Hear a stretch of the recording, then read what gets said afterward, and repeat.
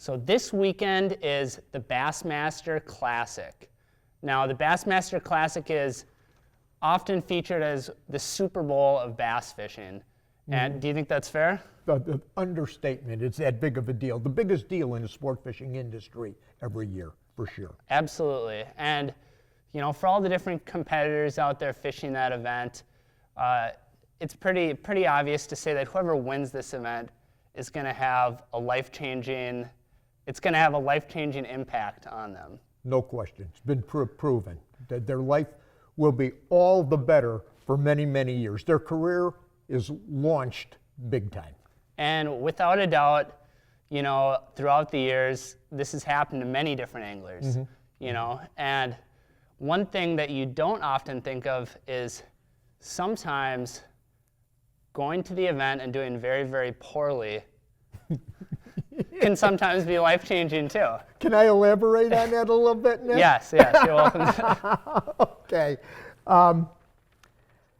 In my hometown paper, just a couple days ago, there's a section that they put in here, and it's highlighted, this was Brainerd 20 years ago, 30 years ago, 40 years ago, 60 years, 80 years ago, and 100 years ago, and they have a little paragraph in there.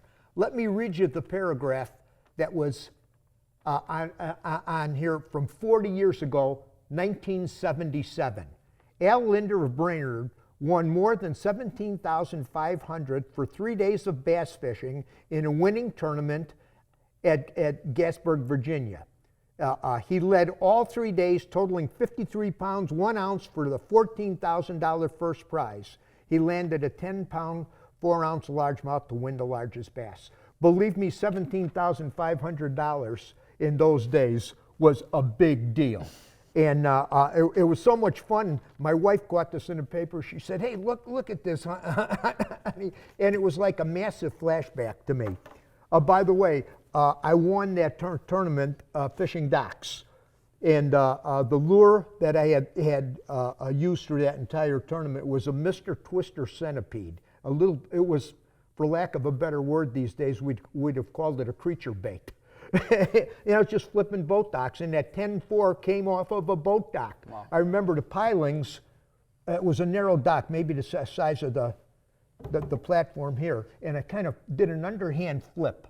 And I was close to it, and I got the hit, and when I set the hook, I was back under the dock. When I came out with that fish, the fish swam out between the pilings. He could have turned left or right, would have broke me off right away. It swam a distance out before it made the turn. And then it came up out of the water, and I seen the size of it, which incidentally, for many years was the biggest bass I ever caught. That's the time you want to catch the biggest fish of your life. 2 times, when the cameras are running and you're doing a television show, or you're in a tournament. And then it really has a value.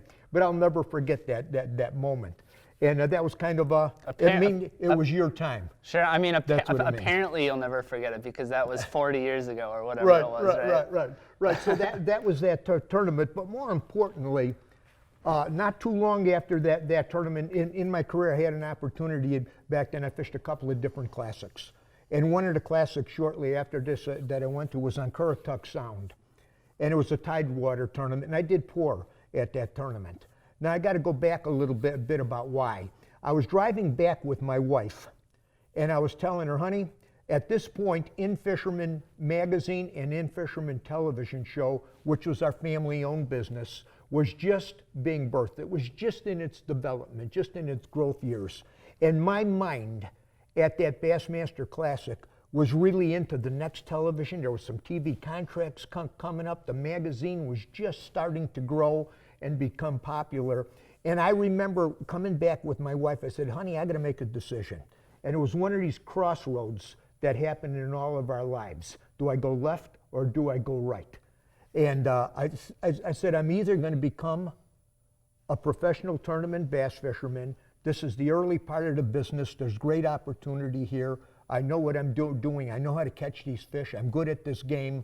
And I can make a comfortable living doing this for the rest of our life. Or I put all of my energy with Ron and the rest of the family, and we do In-Fisherman television, and build a family business in that direction. So thank God that was the decision that we made. And In-Fisherman took up the next 25 years of my life. But when I read this, it was like a massive flashback. And I just found it interesting that it was a couple days ago. This is the week that the Bassmaster Classic is on. And it was just like an opportunity for me to relive some great memories. Great memories. Well, what would you have done if you had a top 5 to that event? That's a good question. That's a good question. That's a really good question. Luckily, I didn't have to make that decision.